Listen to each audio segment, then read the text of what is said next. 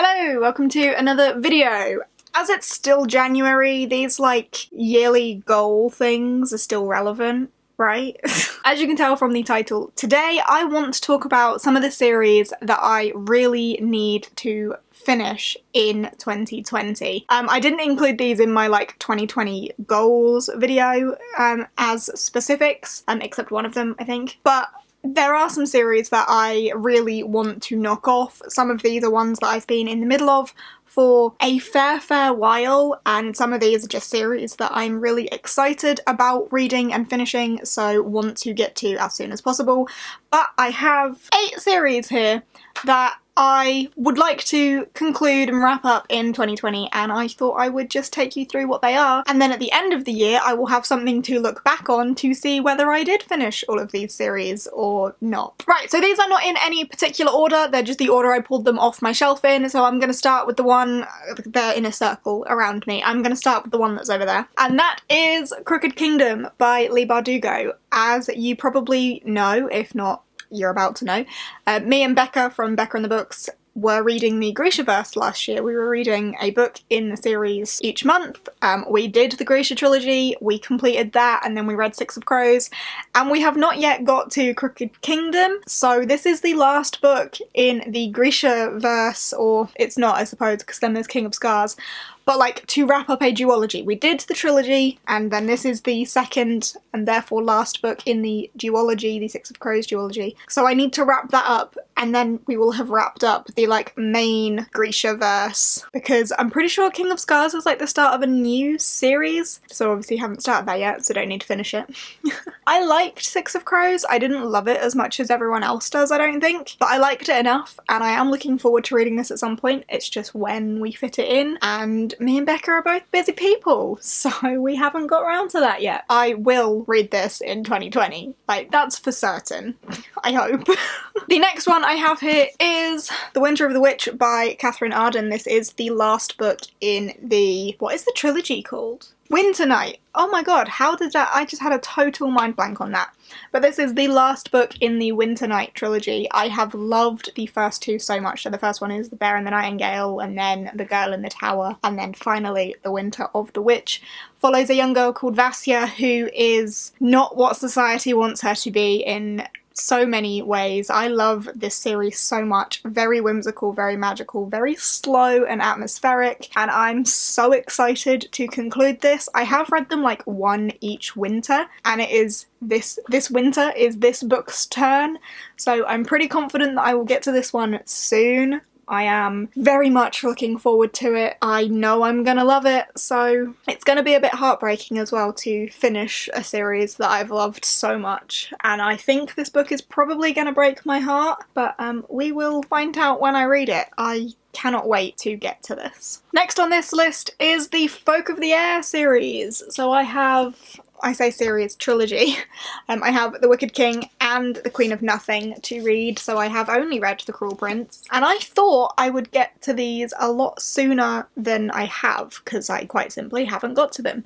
And I feel like I read The Cruel Prince a really long time ago now. I don't know exactly when it was, but I thought I would get to this a lot earlier. I thought I would definitely have had it read by now.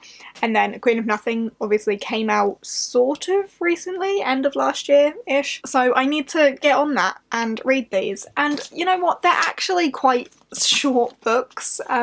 And The Cruel Prince took me by surprise a fair bit. I didn't think I would enjoy it as much as I did, but I by no means loved it, which is potentially why I haven't been as eager to get to these. I reckon I'll probably have a decent time with them, but I'm not gonna love them. I suppose I might, though. I can't tell until I've read it, can I? But yeah, need to get onto these. So if you're unfamiliar with The Cruel Prince, and therefore the Folk of the Air series, it follows a girl called Jude who as a child was kidnapped and taken to the land of fairy and raised by a fairy as one of their children after he murdered their real parents, and she gets wrapped up in fairy politics and has a very bizarre relationship with quite literally the cruel prince. But I don't know too much more than that because I haven't read any further in the series, which I would like to do in 2020, please. Next up is another one that I thought I would be further through by now, and that is the Polar Bear Explorers series. So we have Explorers on Witch Mountain, which is the second book, and Explorers on Black Ice Bridge, which is the third book. It is just a trilogy. This is the conclusion in Black Ice Bridge. I read the Polar Bear Explorers Club such a long time ago now, and it was one of the first books that absolutely cemented my love for polar fantasy. I adored it so much, and therefore thought that when Explorers on Witch Mountain came out, I would be all for it, which was last winter. I thought I would devour it immediately. I had planned on reading it last year in Polathon and just didn't. I think it was my last read on the map and I didn't reach it, and therefore just haven't read it. So hopefully I can get that done in Polathon this year and then finish the trilogy. I am very excited to do this. This series follows Stella Starflake Pearl, who is the adopted daughter of an explorer who is a member of the Polar Bear Explorers Club, but girls aren't allowed to explore, but you know, she finds a way to bend the rules, goes on a wild adventure, forms some fabulous friendships, and finds some carnivorous cabbages. Lots of weird, fun things. It's a great middle grade polar fantasy read, and I am looking forward to continuing the series and then concluding it. I'm slacking, seriously. I then have the Themis Files by Sylvain Neuvel. I read Sleeping Giants last year. It was one of my favourites. I loved it a lot. It's told in interview format, but the interviewer is very mysterious, like you're not really sure what side he's on and what's going on, but it follows the story of a research team researching these enormous metal beings as a young girl fell into a hole into the palm of one of them, and then years down the line the research team are finding out what it is, where it's from, what it can do, where the rest of it is, etc, etc. It's really captivating. I read the first one in like 24 hours and want to read the rest, and these are the second and final in that trilogy, so I would love to devour these at some point in 2020 because I think I'm going to absolutely love them. I then have the series that I think I mentioned in my 2020 goals, which is the Greatcoats. There are 2 books left in that series for me to devour and I can't wait to. So this is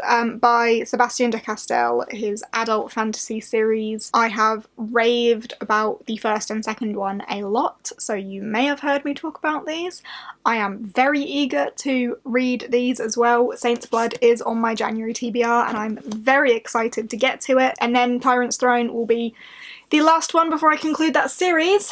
These are, or not these, but the first 2, some of my favourite books ever. The second book in the series, Night Shadow, was my best book of 2019. I absolutely adored it, so have incredibly high hopes for these. I am very, very excited. If you have not heard me talk about the Greatcoats series, it is, as I say, an adult fantasy following Falcio, who is a fallen greatcoat. The Greatcoats were not the king's knights or servants, they were more than that. They were magistrates. They upheld the law to everyone, including the king himself. And when the king was murdered, the Greatcoats fell, and Falcio and his buddies are fallen greatcoats on their mission to fulfill their king's last wish, and a lot happens. Very politically driven, lots of twists and turns, very unexpected. I have had such a good time so far and I cannot wait to continue and finish this. I then have Frost Like Night by Sarah Rash, which is the last book in the Snow Like Ashes trilogy? Is that what it's called? Potentially. I read Snow Like Ashes way back. I mean, we could be talking 3-4 years ago. And then I read Ice Like Fire. Is that the second one? Yeah, then I read Ice Like Fire, I don't know, a while ago now. And this is the last one. Like, it's been on my shelf for so long and I just have not got to it. It's not massive. Why have I not got to it? It's not like I haven't liked the other books in the series. I think it's just that they're not new, they're not outstanding, they're not a story you haven't heard before. You know, we have the love triangle, we have the found princess type thing. Like, it's not anything extraordinarily original, so I've just been very slow with getting to them. But it's the last one in a trilogy. I should just read it and get it done with. So hopefully 2020 can be the year that I do that. Fingers crossed. And then finally, the last series that I would love to wrap up this year is the Villains duology. I have not read Vengeful, mainly because I'm really scared of it, because I've heard so many mixed things. Lots of people have not liked this. On the other hand, lots of people have. I love Victoria Schwab, and in my mind that woman can do no wrong, so I think I'm gonna love it. I'm predicting this is going to be 5 stars for me just because it's Schwab, it's Villains. I loved Vicious, so I see no reason why I wouldn't love Vengeful. The intimidation is strong on this one, but I would love to read it this year and get it done with. I need some serious motivation on this one, so if you could pump me with some of that, that would be great, because I need the push for this because I'm scared. But, you know, Victoria Schwab is one of my favourite authors. The Villains series follows these morally grey characters who, depending on whose side of the story you're viewing this from, both think they're in the right. These kids, for their university thesis, did, like, experiments on themselves to see if they could develop supernatural abilities, and they did, and then years down the line they are enemies, as I say, both thinking that they are on the right side. I love the first one, I just need a push to read this one because I'm scared of it. But there we go, they are the series that I would love to finish in 2020. There are lots of other series on my shelf that I am also in the middle of, they're just not ones that I'm quite as eager to conclude as I am with these ones. So prioritise finishing these is the goal for the year, and you know, if I finish some other series as we go, that's great too.